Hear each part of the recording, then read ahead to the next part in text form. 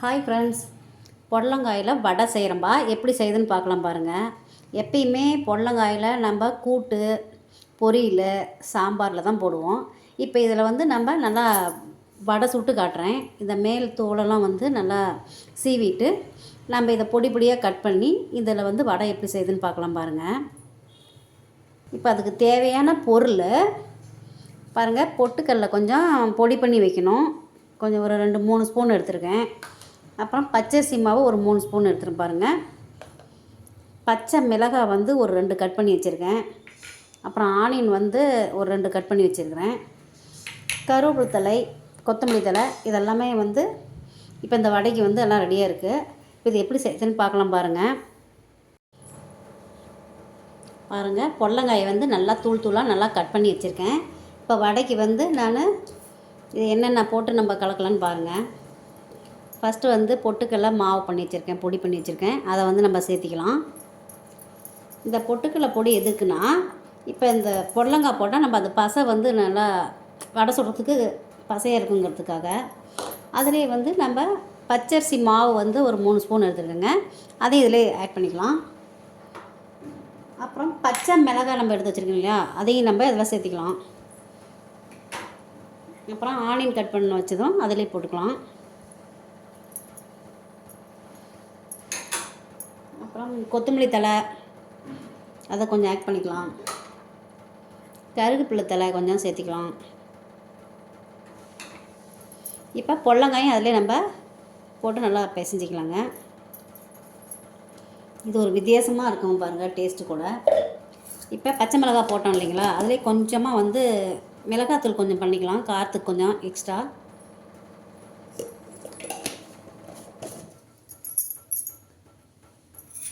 Salt நம்ம தேவையான அளவு சேர்த்திக்கலாங்க. உப்பு பாருங்கள், நான் தேவையான அளவு சேர்த்திக்கிறேன். இது கொஞ்சமாக நம்ம தண்ணி விட்டு இப்போ நல்லா பிசைஞ்சிக்கலாம். பாருங்கள், ரொம்ப வெரி சிம்பிளான ஒரு பலகாரம் தாங்க. இதை நல்லா மசித்து வடை சுட்டுக்கலாம். நம்ம இது வரைக்கும் சாம்பார், பொரியல், கூட்டுன்னு தான் நம்ம இது வரைக்கும் செஞ்சுருக்கோம். இப்போ இது வடை எப்படி சொல்லுதுன்னு பார்க்கலாம். இதில் நம்ம கடல மாவு கூட ஆட் பண்ணிக்கலாம். நான் அரிசி மாவும் பொட்டுக்கடலை மாவும் தான் சேர்த்துருக்கேன். வேணுன்னா கார்ன்ஃப்ளவர் மாவு கூட நம்ம கலந்துக்கலாம். நல்லா மசிச்சிக்கலாங்க. ரொம்ப ஈஸியான ஒரு ரெசிபி தாங்க அது.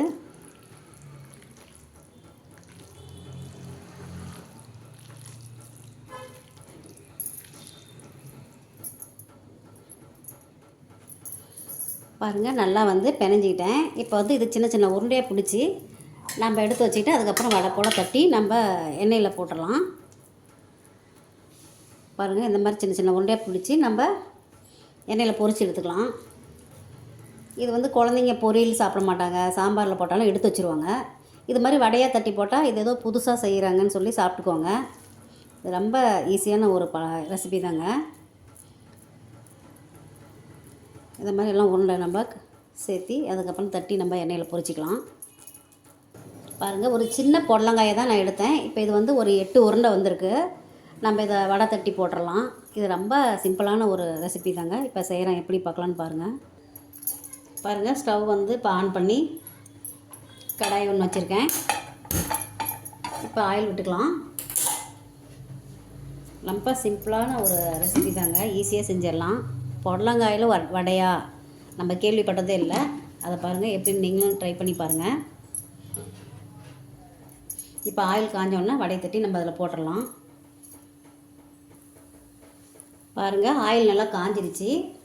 இப்போ வடையை நம்ம தண்ணி தொட்டு நல்லா இப்படி தட்டி போட்டுக்கலாங்க. பார்க்குறதுக்கு கார வடை மாதிரி தெரியும். பாருங்கள், சீக்கிரம் வெந்துடும். ஏன்னா பொடலங்காய் ரொம்ப சின்னது, பிஞ்சியான பொடலங்காய்.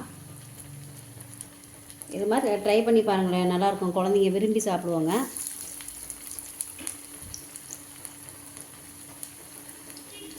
இப்படி எல்லாமே தட்டி நம்ம எண்ணெயில் பொரிச்சிக்கலாம். வித்தியாசமாக செஞ்சு கொடுத்தா தான் சாப்பிடுவாங்க குழந்தைங்க.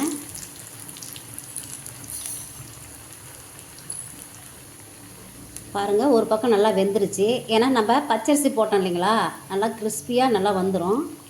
பாருங்கள், இது நல்லா ஒரு ஈவினிங் ஸ்நாக்ஸாக கூட நம்ம எடுத்துக்கலாம். டீ டைமில் குழந்தைங்களுக்கு நம்ம கொடுக்கலாம். பாருங்கள், நல்லா வெந்துருங்க சீக்கிரம்.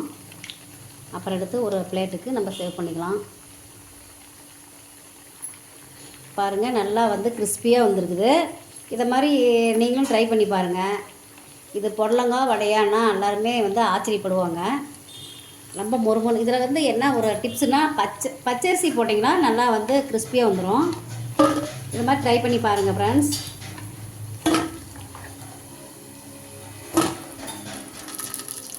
அவ்வளோதான், ரொம்ப ஈஸி. அடுத்ததும் போட்டுடலாம். பாருங்கள், புடலங்காய் வடை ரெடி ஆயிடுச்சு. இதை மாதிரி நீங்களும் செஞ்சு சாப்பிட்டு பாருங்கள், உங்களுக்கு பிடிக்கும். இங்கே பாருங்கள், நல்லா கிறிஸ்பியாக நல்லா இருக்குது பாருங்கள். நல்லா வெந்தும் போயிடும். இதை மாதிரி ட்ரை பண்ணி பாருங்கள். என்னுடைய சேனலுக்கு சப்ஸ்கிரைப் பண்ண அத்தனை ஃப்ரெண்ட்ஸுக்கும் நன்றி.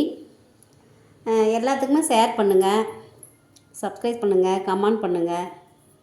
பக்கத்தில் இருக்கிற பெல் பட்டனையும் கிளிக் பண்ணுங்கள். தேங்க்யூ.